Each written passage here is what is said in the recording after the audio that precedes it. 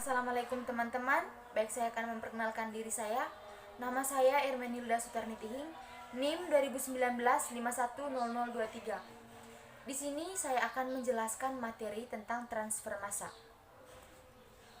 Di mana kita tahu transfer massa atau perpindahan massa adalah perpindahan massa dari satu lokasi, biasanya berupa aliran, fase, fraksi, atau komponen ke lokasi lainnya. Perpindahan massa muncul pada banyak proses, seperti absorpsi, evaporasi, adsorpsi, pengeringan, presipitasi, filtrasi membran, dan distilasi.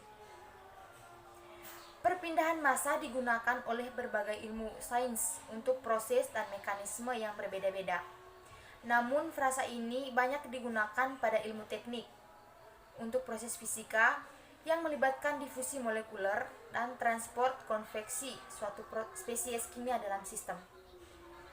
Beberapa contoh sederhana proses perpindahan massa adalah evaporasi air ke atmosfer, penjernihan darah pada ginjal dan liver, dan lain-lain. Yang berikut, pada proses industri, operasi perpindahan massa termasuk pemisahan komponen kimia pada kolom distilasi, adsorber seperti scrubber, adsorber seperti activate carbon bead, dan ekstraksi liquid-liquid. Perpindahan massa pada umumnya digabungkan dengan proses perpindahan untuk penerapannya seperti pada menara pendingin industri. Di sini saya ambil contoh perpindahan massa di industri. Dan seperti yang kita tahu tadi, perpindahan massa adalah proses perpindahan massa dari satu lokasi yang berupa aliran ke lokasi lain atau lokasi berikutnya. Yang berikut saya akan menjelaskan tentang klasifikasi perpindahan massa. Dalam perpindahan massa harus melibatkan lebih dari satu komponen.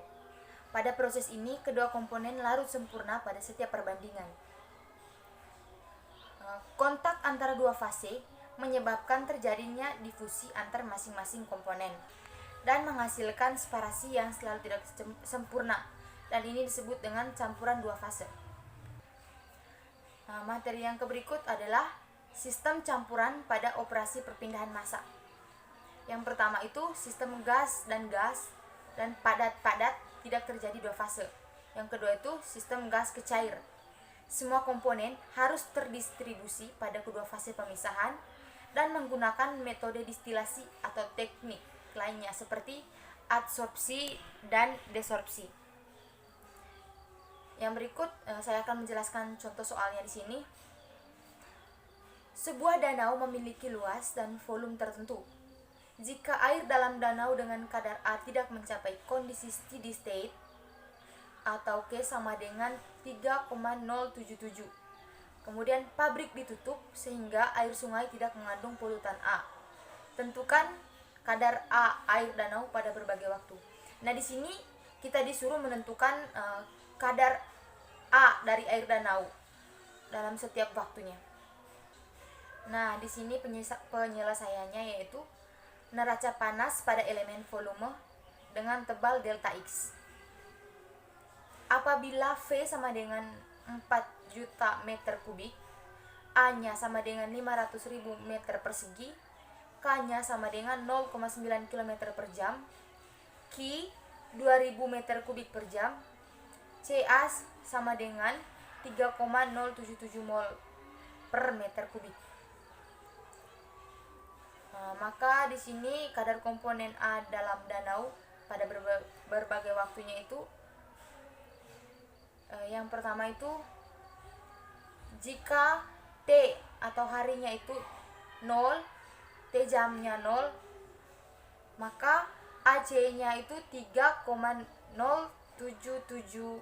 mol per meter kubik.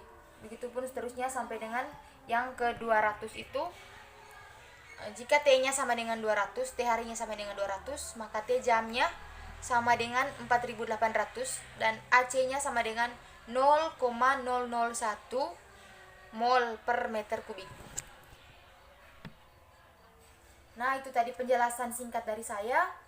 Semoga materi yang saya bawakan bisa bermanfaat dan bisa membantu. Terima kasih.